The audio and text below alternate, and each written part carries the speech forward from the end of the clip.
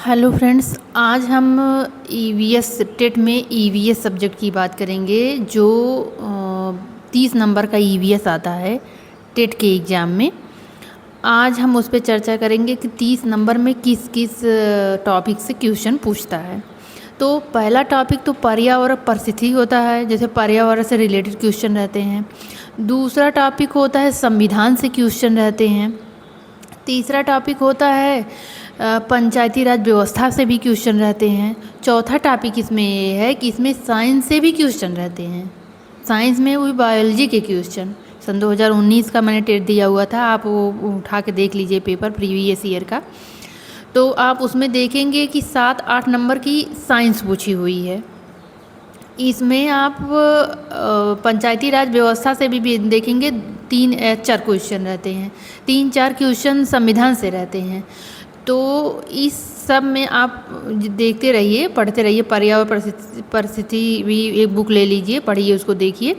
ये आज हम इस वीडियो में बात करेंगे कि जो साइंस के क्वेश्चन पूछता है कैसा क्वेश्चन रहता है, उस क्वेश्चन से भी आपको अवगत कराएंगे कि 7-8 क्वेश्चन वो कौन से थे और वो क्वेश्चन किस साइंस के किस से पूछता है। जैसे ये बायोलॉजी के रहते हैं कि फिजिक्स रहते हैं कि केमिस्ट्री के क्वेश्चन रहते हैं।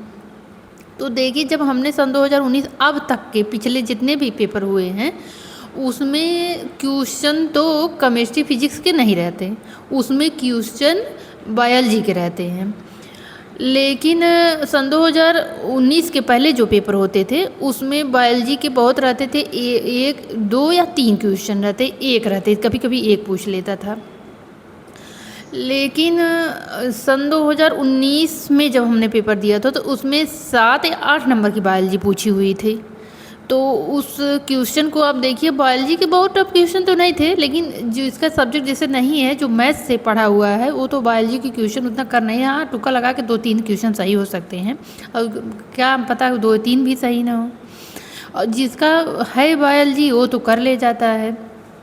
बायोलॉजी के अगर आप टॉपिक देखना चाहें किस किस टॉपिक से पूछता था, और आप सन 2026 में भी देख लीजिए, हो सके तो जो 4-10 का 8 या 10 क्वेश्चन रह सकते हैं, क्योंकि साइंस के अब हर कम्पिटिटिव एग्जाम में क्वेश्चन आने लगे हैं। क्योंकि मैथ वाले बच्चे तो अपना पॉजिटिव दे पाते हैं, लेकिन जो बायोलॉजी के बच्चे रहते हैं वो अपना प्लस नहीं दे पाते उसमें। इसलिए बायोलॉजी के क्वेश्चन हर पेपर में कंपलसरी कर दिया है, चाहे आप जिस चीज़ का एग्ज़ाम दीजिए। और इसमें बायोलॉजी में आपको समझ लीजिए मोटे में कि आपको टॉपिक क्या था। अब जैसे पहला क्वेश्चन उसमें मनुष्य के शरीर की सबसे बड़ी ग्रंथि पूछा था, ये क्वेश्चन था। और प्रोटीन से क्वेश्चन था, और डीएनए से क्वेश्चन था। हम आपसे क्वेश्चन से भी अवगत कराएंगे, आप क्वेश्चन देख लीजिए। ऐसे ऐसे जो मोटे मोटे टॉपिक हैं, कोशिका से, ग्रंथि से, ये सब उसमें क्वेश्चन पूछा हुआ था। चलिए हम उस क्वेश्चन को देखते हैं। सन 2019 का प्रीवियस का पेपर मेरे पास है, आप क्वेश्चन देख लीजिए किस जो 7-8 क्वेश्चन थे वो कैसे क्वेश्चन थे, आप उसको देख लीजिए। और थोड़ा सॉल्व करने से थोड़ा माइंड सेटअप भी हो जाता है, आराम से आइडिया लग जाता है कि कहाँ से कौन से टॉपिक जो है ब्लिंक कर जाएगा एग्ज़ाम में। चलिए उस क्वेश्चन को देखते हैं। अगर क्वेश्चन की बात करें तो पहला क्वेश्चन बायोलॉजी का ये था कि इसमें से कौन सा अचल जीव का उदाहरण है। पहला क्वेश्चन बायोलॉजी का ये था, काइटन, इनकस, यूप्लेक्टेला, लीच, ये पहला क्वेश्चन था। दूसरा क्वेश्चन पूछा था प्रोटीन अणुओं की इकाई है अमीनो अम्ल, विटामिन, ग्लूकोज, वसा अम्ल, तो ये अमीनो अम्ल है। अगला क्वेश्चन इसमें साइंस का क्वेश्चन था कि ये तो नहीं था, ये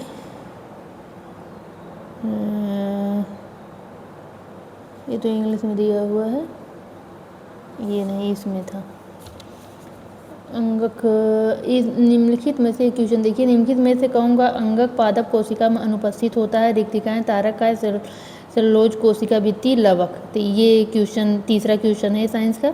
मानव शरीर की सबसे बड़ी ग्रंथि ये पूछा था। अधिवृक्क, यकृत, अग्नाशय, पीयूष ग्रंथि, तो यकृत होगा इसका। अगला क्वेश्चन इसका था, इधर देखते हैं,